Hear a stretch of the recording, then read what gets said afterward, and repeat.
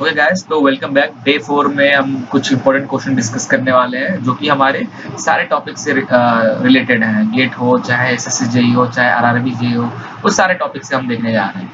तो चलिए जल्दी से शुरू करते हैं। जो पहला क्वेश्चन है ये एसएससी जेई 2010 में पूछा गया था। बहुत अच्छा क्वेश्चन है। आइए देखते हैं ये सॉल्व कैसे होगा, इसका आंसर क्या होगा। The carbide tool operating at very low cutting speed below 3 meter पर मिनट, ठीक है, 30 मीटर पर minute. Carbide tool generally use कहाँ करते हैं? लेथ मशीन में जो टूल यूज करते हैं आप, वो भी टूल कार्बाइड का बना होता है, या तो अब ड्रिल बिट जो हो गया वो कार्बाइड का होता है। मिलिंग में सेपर में जो टूल वगैरह यूज करते हैं वो सारे टूल जो हम यूज कर रहे हैं that's called carbide tool. Tool करता क्या है?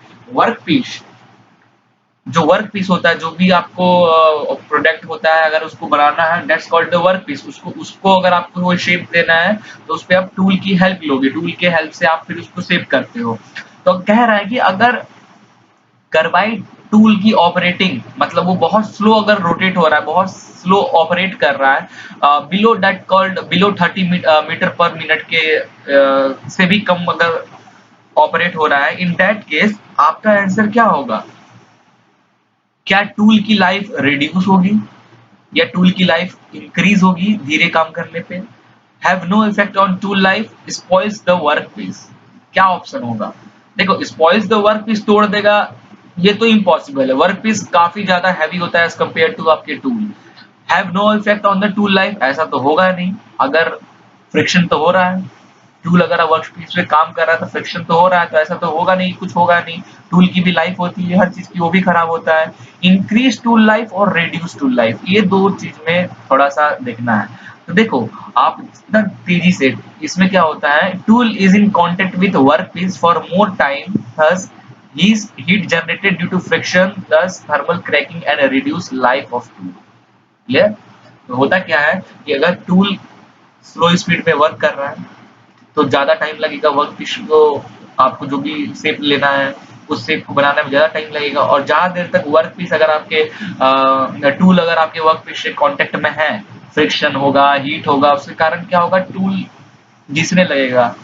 ठीक है, तो ये क्या होगा, उससे रिड्यूस होगी टूल की लाइफ, रिड्यूस होगी। तो आंसर क्या हो जाएगा? Reduce tool life. Okay, next question है, ये आरआरबी जेईई 2010 में पूछा गया था, काफी अच्छा क्वेश्चन है। The material which on machining produces chips with built up edge is brittle material, tough material, hard material या डक्टाइल मटेरियल। देखिए, ये क्वेश्चन दो तरीके से पूछा जाता है।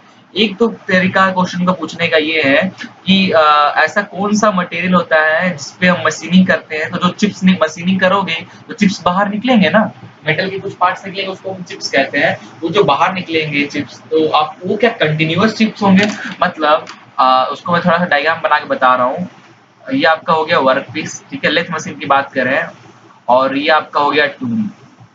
ये चौकीना टूल जब अपने ये वर्क पीस पे वर्क करेगा तो इससे जो चिप्स निकलेगा ऐसा कंटिन्यूअस चिप्स निकलेगा। कह रहा है अगर कंटिन्यूअस चिप्स निकल रहा है तो किस टाइप के मटेरियल, आपका जो मटेरियल है वर्क पीस का वो किस टाइप का है?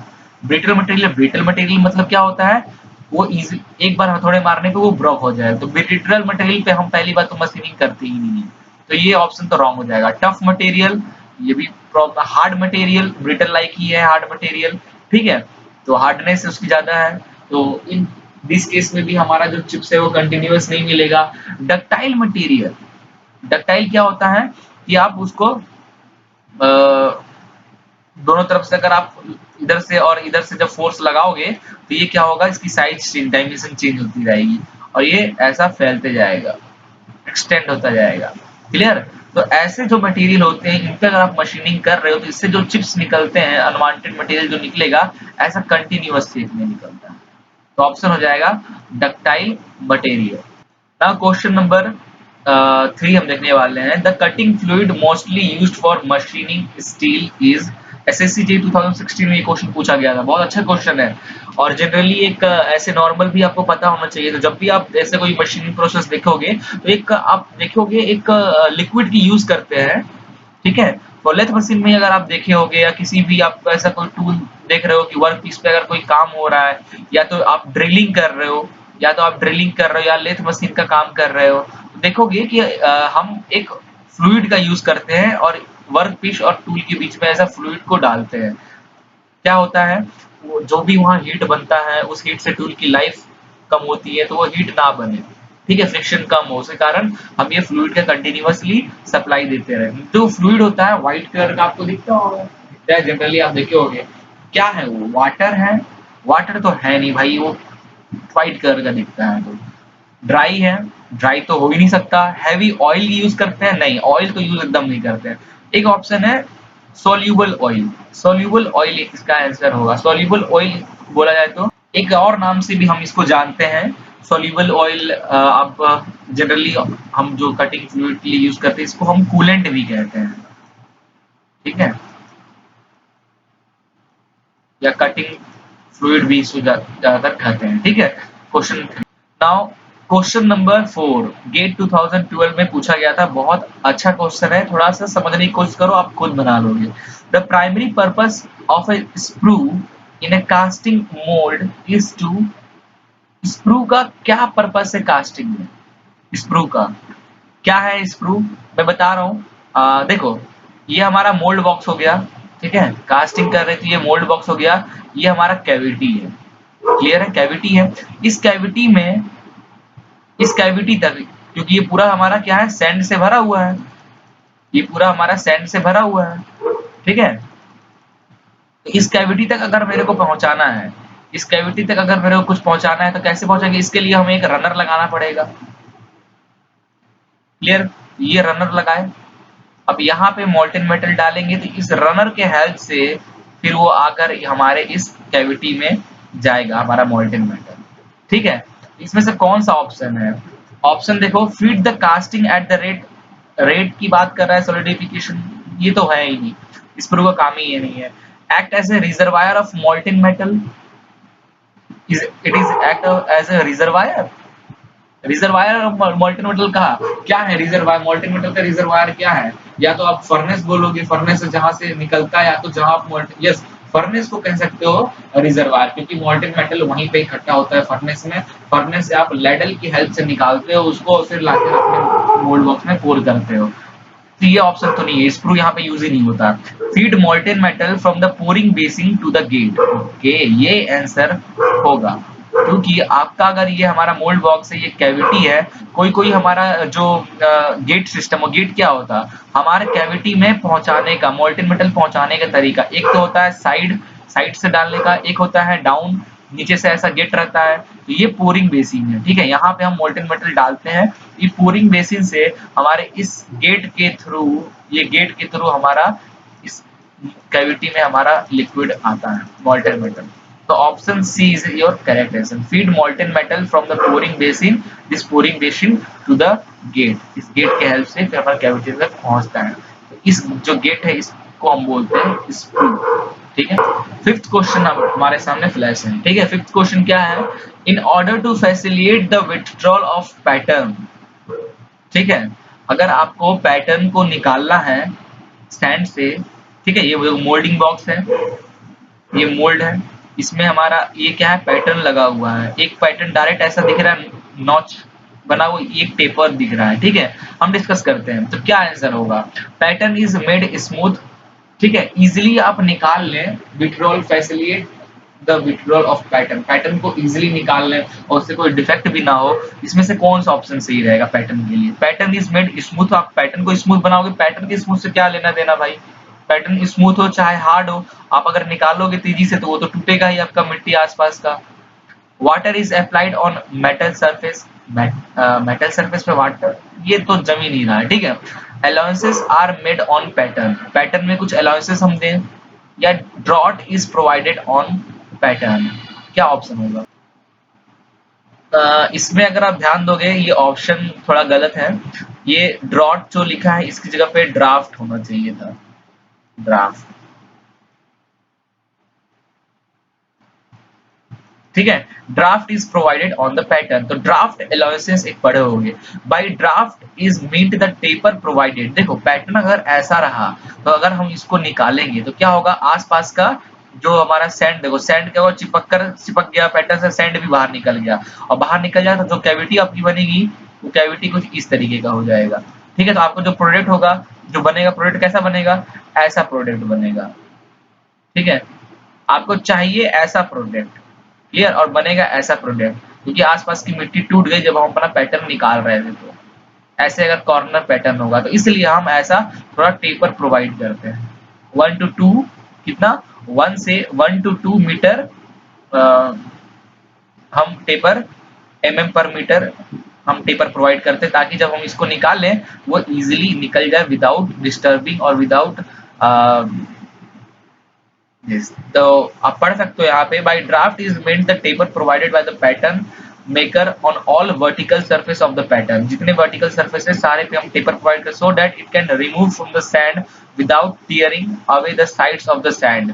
sand की साइड से ये टूटे ना, इजीली ये निकल जाए, इसलिए D option is your right. ठीक, ओके, बहुत अच्छा क्वेश्चन है ये, इंजीनियरिंग सर्विस 2014 में पूछा गया था कि which of the following is not a casting defect? hot tears, blow holes, scab या decarbonization। तो कास्टिंग डिफेक्ट आप पढ़े थे कि जब हम कास्टिंग करते हैं तो कुछ डिफेक्ट्स भी होते हैं, क्लियर। सबसे पहला एक डिफेक्ट आपको बताता हूं मैं, ब्लो होल्स। ये देखो ब्लो होल्स जो डिफेक्ट है, क्या करता है कि आपका जो सैंड है वो तो ठंडा है, ठीक है, मोल्ड बॉक्स में जो सैंड आप रखे हो वो ठंडा है, और फिर उस सैंड में जो उसके रनर लगाए हो उस कैविटी में जब आप डालोगे मोल्टेन मेटल को, तो मोल्टेन मेटल गर्म और सैंड से जैसे टच होगा, जैसे सैंड से टच होगा वो वेपर बनने लगेगा। अगर वो वेपर आपके मोल्ड बॉक्स के कैविटी में अगर एंट्रैप्ट हो गया तो ऐसे ऐसे बबल्स बना लेगा, ऐसे ओपन होल्स अगर सरफेस पे बना रहा है, ब्लो होल्स जो सरफेस के अंदर बना रहा है, ठीक है। तो ये डिफेक्ट्स हो गया। हॉट टीयर्स हो गया, क्या क्या होता है हॉट टीयर्स, ऐसे क्रैक्स आ जाते हैं आपके प्रोडक्ट पे। स्कैब हो गया, ये सब क्या है, हमारे कास्टिंग डिफेक्ट है। तो कह रहा है इसमें से कौन सा विच of the following is not a casting defect. तो हॉट टीयर कास्टिंग डिफेक्ट है, ब्लो होल्स कास्टिंग डिफेक्ट है, स्कैब कास्टिंग डिफेक्ट है, फाइनल डी कार्बोलाइजेशन। ठीक है, ये हमारा जो ऑप्शन है डी कार्बोलाइजेशन जो ऑप्शन है ये हमारा सही है। ठीक है, क्या होता है डिकार्बोनाइजेशन, डिकार्बोनाइजेशन है क्या, ये कार्बन की एक कार्बोनाइजेशन प्रोसेस होता है। हीट ट्रीटमेंट जब आप करते हैं, मेटल की हीट ट्रीटमेंट करते हैं, तो हम उसमें क्या, मेटल अगर हमको हार्ड करना है तो कार्बन हीट ट्रीटमेंट करते हैं, उसमें कार्बन पार्टिकल्स हम अगर आसपास रख दे तो कार्बन पार्टिकल्स मेटल में एब्जॉर्ब होने लगते हैं हाई हीट तक। ऐसा करने पे डिकार्बोनाइजेशन क्या होता है, अगर मेटल को, आपको हार्ड मेटल को स्मूथ करना है तो आप क्या करोगे कि उस मेटल को उसके रिक्रिस्टलाइजेशन टेम्परेचर से ऊपर ले जाओगे। किसी भी मेटल का, जनरली स्टील का रिक्रिस्टलाइजेशन टेम्परेचर कितना होता है, 730 डिग्री सेल्सियस। इससे ऊपर तक आप हीट करोगे, जैसे हीट करोगे तो क्या होगा, कार्बन पार्टिकल्स जितने हैं आपके मेटल पीस के वो सारे ऐसे ऊपर में सरफेस पे ऐसे आ जाएंगे, और उसको आप क्लीन कर सकते हो, तो ये सारे कार्बन पार्टिकल आपके मेटल से निकल जाते हैं। इस प्रोसेस को हम लोग कहते हैं डिकार्बोनाइजेशन। तो ये कोई कास्टिंग प्रोसेस नहीं है, ठीक है। बहुत अच्छा क्वेश्चन है ये भी, ये एसएससी जे 2010 में पूछा गया था। विच of the following is not a foundry tool. Foundry मतलब वही कास्टिंग, कास्टिंग जो होता है वो फाउंड्री ही बोलते हैं। शॉप जो होता है, फाउंड्री शॉप में हम कास्टिंग वाला काम करते हैं, ठीक है। तो इसमें जो कास्टिंग के लिए या फाउंड्री में हम जो फाउंड्री टूल यूज करते हैं, इसमें से कौन से टूल है जो फाउंड्री टूल नहीं है। Which of the following is not a foundry tool, riddle, harbour, slick या ट्रोवल। क्या ऑप्शन है, सोचो और बताओ जल्दी से। देखो ऑप्शन इसका जो है हमारा जनरली थोड़ा सा मैंने ऑप्शन चेंज किया है एक्चुअली, थोड़ा ऑप्शन में प्रॉब्लम था इसलिए मैंने ऑप्शन इसके चेंज किए हैं। तो अगर अब आप देखोगे, विच of the following is not a foundry tool, riddle, arbor, shovel और ट्रोवल। ठीक है, तो मैंने स्लिक को हटा के शोवल यहाँ पे किया है, और ये आर्बर की स्पेलिंग यहाँ पे गलत लिखी थी, मैंने इसको ठीक किया है, ठीक है।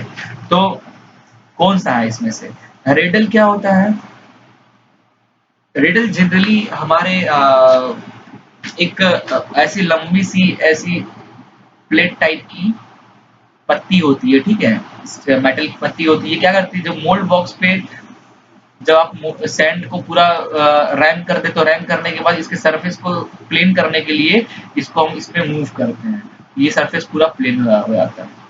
रिडल। तो ये फाउंडेशन में काम तो आता है। शॉवल क्या होता है और ट्रॉवल क्या होता है, ये दो चीज। ओके, यहाँ पे एक मिस्टेक है, सॉरी फॉर दिस। जो रिडल मैंने बताया एक्चुअली नहीं है, हम ट्रॉवल का एग्जांपल में दे रहा था। ट्रॉवल का काम क्या होता है, जो मैंने आपको बताया कि मोल्ड बॉक्स के ऊपर जब हम सैंड को यहाँ पे पूरा भर कर राइमिंग कर लेते हैं, तो फिर हम उसको चिप से ऊपर से को सरफेस पे ऐसे उसको मूव करते हैं, तो इसका सरफेस पूरा प्लेन हो जाता है। That's called trowel. तो ये भी एक फाउंड्री टूल है। शॉवल का काम क्या है, शॉवल का काम क्या है, सैंड को मिक्स करने के लिए, सैंड को मिक्स करने के लिए इस तरीके का शॉवल होता है, ठीक है, इस तरीके का सैंड को मिक्स करने के लिए हम इसका यूज करते हैं शॉवल का। रिडल रिडल का यूज कर क्या होता है, छन्नी हो गया, जैसे सैंड पार्टिकल को यहाँ पे छन्नी छन्नी रहता है, सैंड पार्टिकल को हम क्या करते हैं, छानते हैं, ठीक है, जिसमें बड़े पार्टिकल सैंड के अलग हो जाए, अनवांटेड पार्टिकल्स जो है सैंड में वो अलग हो जाए, और प्योर सैंड हमारा छनकर बाहर आए। आर्बर क्या है, अच्छा, एक दो तीन, ये तीनों तो हमारा फाउंड्री टूल है। आर्बर जो है वो हमारा फाउंड्री टूल नहीं है। मिलिंग मशीन में ऐसा कुछ होता है, मिलिंग मशीन का यहाँ जो पार्ट होता है, यहाँ पे हम ऐसा कुछ लगाते हैं, ठीक है, और यहाँ हमारा वर्क पीस रखा होता है ऐसा, ये घूमता रहता है, ये क्या है, आर्बर। ये जो जिस शाफ्ट पे ये लगा हुआ है टूल, दैट्स कॉल्ड आर्बर। तो मिलिंग मशीन में, तो ये option B is your right answer, that's not a foundry tool, ठीक है। गेट 2012 का क्वेश्चन है ये, cupola furnace is best suited for melting. कौन सा इसमें से, इनमें से कौन सा मेटल है जो कोकुला फर्नेस बड़ी आसानी से, मतलब बहुत अच्छे तरीके से मेल्ट कर दे। कौन सा metal, non ferrous metal, aluminium alloy, alloy of copper, या फेरस मेटल। तो इसका ऑप्शन जो होगा आप करोगे D, option D is your right answer, ferrous metal. तो फेरस मेटल का बहुत इजीली कोकुला फर्नेस में हम फेरस मेटल का जनरली यूज करते हैं, ठीक है। दिस फेरस मेटल वो इजीली मेल्ट हो जाता है, ठीक है। कुपोला फर्नेस क्या होता है, हम कास्टिंग में जो मोल्टेन मेटल का यूज करते हैं, वो मोल्टेन मेटल बनता कैसे है, कुपोला से। कुपोला फर्नेस में हम मेटल के फेरस मेटल को हम डालते हैं तो पिघलता है, फिर वो मेटल मोल्टेन मेटल बनता है, ठीक है। तो कुपोला फर्नेस, इसके बारे में डिटेल में जानना है तो ऊपर आई बटन में मेरी वीडियोस आ रही होगी, आप डीप में जाकर इसके बारे में पढ़ सकते हो। अगला ऑप्शन है, permeability is poor for fine grain, medium grain, coarse grain, या राउंडेड ग्रेन। देखो, परमेबिलिटी मतलब क्या होता है, सबसे पहले ये समझते हैं। कास्टिंग का ग्रेन्स की बात कर रहा है तो मतलब हम कास्टिंग की बात कर रहे हैं, कास्टिंग वाला टॉपिक भी हमारा चल रहा है। क्लियर, ये अलग जगह पूछेगा तो इसकी आंसर अलग हो सकता है, अगर आपका इस टॉपिक पे चल रहा है, इसलिए हम कास्टिंग में आपका जो मोल्डिंग बॉक्स है, मोल्ड बॉक्स है, ये कैविटी जनरेट है, और ये पूरे सैंड है, आसपास पूरे सैंड भरे हुए हैं। क्लियर, आसपास पूरे सैंड ये भरे हुए हैं। अब ये सैंड की साइज, परमेबिलिटी मतलब क्या होता है, पोरोसिटी। परमिएबिलिटी मतलब होता है पोरोसिटी।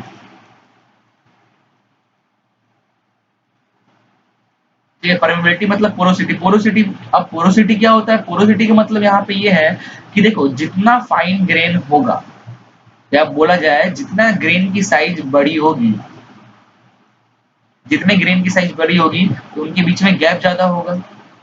ग्रेन की साइज जितनी बड़ी होगी तो बीच में गैप भी ज्यादा होगा, मतलब पोरस होगा वो।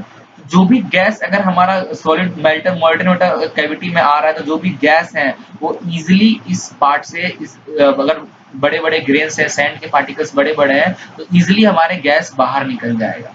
और हम चाहते भी है कि गैस बाहर निकल जाए हमारा। गैस बाहर नहीं निकला, एंट्रैप्ट हो गया, तो हमारी जो प्रोडक्ट है वो पक्का खराब हो जाएगा, उसमें कोई ना कोई डिफेक्ट, ब्लो होल्स टाइप का बबल बन ही जाएगा, ठीक है। तो हम कोर्स ग्रेन, मीडियम ग्रेन और राउंडेड ग्रेन का यूज तो कर सकते हैं, इसमें कोई पोरोसिटी अच्छी होती है। बट फाइन ग्रेन जो होता है, ग्रेन की साइज अगर बहुत छोटी छोटी ग्रेन की साइज है, इसका मतलब उनके बीच में स्पेस कम है, स्पेस कम है मतलब क्या होगा, हमारा जो मोल्टेन मेटल जो गैसेस यहाँ पे बनेंगे, वो गैसेस इजिली बाहर नहीं निकलेंगे। तो permeability is poor for fine grain, ठीक है। नाउ अगला क्वेश्चन है हमारा, the shape and size of sand grain affect the following property. क्या shape and size, sand grains की अगर शेप में अलग है या साइज अलग है, तो कौन सी प्रॉपर्टी को यहाँ पे अफेक्ट करता है, एडहेसिव, पोरोसिटी, रिफ्रैक्टिवनेस, या स्ट्रेंथ। डायरेक्ट अभी मैंने आपको बताया, पोरोसिटी। ग्रेन शेप अलग है, अलग अलग साइज का है, ठीक है, तो पोरोसिटी इसका आंसर डायरेक्ट आप मार देना। क्लियर है? जो 11th क्वेश्चन है यहाँ पे हमारा, 11th क्वेश्चन कह रहा है the process of removing unwanted material from the casting is called, ठीक है, process of removing unwanted material from the casting, ठीक है, कास्टिंग का जो प्रोडक्ट हमारा बनेगा, ठीक है, प्रोडक्ट जब रेडी हो जाएगा तो अनवांटेड मटेरियल, फॉर एग्जांपल ये हमारा प्रोडक्ट है, फॉर एग्जांपल ये हमारा प्रोडक्ट है, तो प्रोडक्ट जब आप निकालते हो, अपने मोल्ड बॉक्स को तोड़ोगे, निकालोगे, तो देखोगे आसपास उसमें थोड़े बहुत ऐसे चिप्स टाइप के लगे रहते हैं, ऐसे चिप्स लगे रह जाएंगे मेटल के, ठीक है, तो उनको फिर आप प्रोडक्ट, आपको तो प्रोडक्ट स्मूथ चाहिए तो वो चिप्स को हटाना पड़ेगा ना, तो क्या है ये प्रोसेस को आप क्या कहते हैं, the process of removing this unwanted chips और unwanted material from the casting product और from the casting is called fettling, याद रखना, इज कॉल्ड फैटलिंग, ठीक है। बहुत अच्छा क्वेश्चन है, एसएससी 2012 में पूछा गया था। The purpose of chaplets is, casting में चैपलेट वर्क आपको सुनने में आएगा, तो क्या है चैपलेट का पर्पस, क्या है, to support the core, to provide efficient venting, to join upper and lower part of the moulding box, और just like chills to ensure directional solidification. नहीं, ऐसा ये तीनों ऑप्शन तो एकदम गलत है। वेंटिंग प्रोवाइड करने के लिए तो यूज हम करते नहीं, वेंटिंग मतलब ज्यादा एयर अंदर बाहर हो इसके लिए, अपर और लोअर मोल्ड बॉक्स को इससे भी मतलब नहीं है, वो तो सैंड ही एक दूसरे को ऐसे कवर कर लेता है। Option A is your right, support the core. क्या होता है चैपलेट, देखो अगर ये कैविटी है, तो ये मोल्ड बॉक्स है, ठीक है, कोप कोप नीचे कोप है, ये हमारा कैविटी है, इस कैविटी में हमने एक ऐसा एक कोर लगा रखा है, कोर। कोर क्या होता है, अगर हमको कोई प्रोडक्ट ऐसा चाहिए और बीच में होल चाहिए, तो हम अपने जो कैविटी जनरेट करेंगे उसमें एक हम कोर ऐसा गोला सा रख देंगे, जो भी मोल्ट न्यूट्रल आएगा आसपास के एरिया ले लेगा, ठीक है, और उसके बाद इसको निकाल कर, ये जो कोर होता है जनरली हमारा सैंड का रहता है, क्ले का रहता है, फिर तोड़ देंगे तो ये हमारा प्रोडक्ट है वो ऐसा गैप बन जाएगा बीच में। तो कभी कभी कुछ ऐसे प्रोडक्ट होते हैं जिनको बनाने के लिए हमें कोर को ऐसे लगाना पड़ता है, तो ऐसे लगाओगे तो यहाँ से कोर क्या होगा, कुछ देर बाद हो सकता है ये कोर गिर जाए, तो आप जो शेप चाहोगे वो ना मिलेगा, तो ऐसे करने के लिए हम ऐसा एक सपोर्ट लगाते हैं, कोर को सपोर्ट लगाते हैं, तो that's support is called the chaplets, ठीक है। ओके गाइस, तो हमारा 13 क्वेश्चन है, 12 क्वेश्चन का जनरली मैं वीडियो बनाता हूँ, बट मैं 3 क्वेश्चन एक्स्ट्रा रख रहा हूँ क्योंकि थोड़े से कुछ टेक्निकल इंपॉर्टेंट थे वो, तो मैंने सोचा कि इसी वीडियो में निपटा देते हैं उसको। क्लियर? तो ये सीरीज का क्वेश्चन है, फाइंड द नेक्स्ट नंबर 2, 5, 10, 15, 500, अगला नंबर क्या आएगा। तो सीरीज में मैंने डे 3 तक आपको 3 टाइप का टाइप बताया, जिससे सीरीज में जनरली 5 टाइप होते हैं किसी भी क्वेश्चन को सॉल्व करने के लिए, 5 टाइप का टाइप होते हैं, ठीक है। सीरीज में 3 टाइप मैंने पढ़ा दी, यहाँ पे हम टाइप 4 पढ़ाने वाले हैं, मल्टीप्लाई एंड डिवाइड। तो आप ध्यान से अगर देखोगे ये टाइप कैसे काम करता है, देखो ध्यान से देखोगे, मल्टीप्लाई हो रहा है यहाँ पे, ठीक है, या तो क्वेश्चन, अभी तो ये क्वेश्चन जो है तो मल्टीप्लाई क्वेश्चन है, ऐसे ही आपको डिवीजन का भी क्वेश्चन मिल सकता है। तो ध्यान से देखो अगला नंबर कैसे निकालेंगे, 2 into 5 करोगे तो आपका आंसर आएगा 10 आएगा, 5 into 10 करोगे तो आपका आंसर आएगा 50, 50 into 500 करोगे तो आपका आंसर आएगा 2500, 25,000, ठीक है, 25,000, तो आपका आंसर हो जाएगा 25,000। तो देखो यहाँ पे 2 into 5 10, 5 into 10 50, 50 into 500 2500। तो ऐसे ये एक सीरीज बन रहा है, इसमें अपने पीछे वाले नंबर से मल्टीप्लाई होकर आगे वाला नंबर बन रहा है। तो ऐसे ही डिवाइड में भी होता है, ये टाइप 4 था सीरीज का, तो आंसर हो जाएगा 25,000, ठीक है।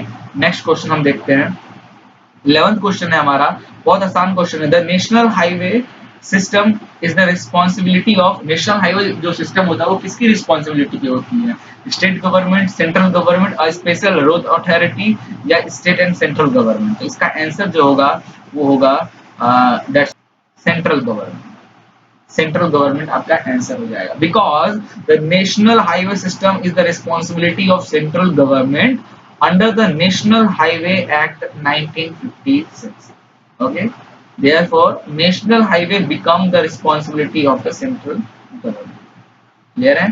एंड लास्ट क्वेश्चन जो हमारा है, ये क्वेश्चन है, the gas usually filled in the electric bulb is nitrogen, hydrogen, carbon dioxide या ऑक्सीजन, क्या होगा।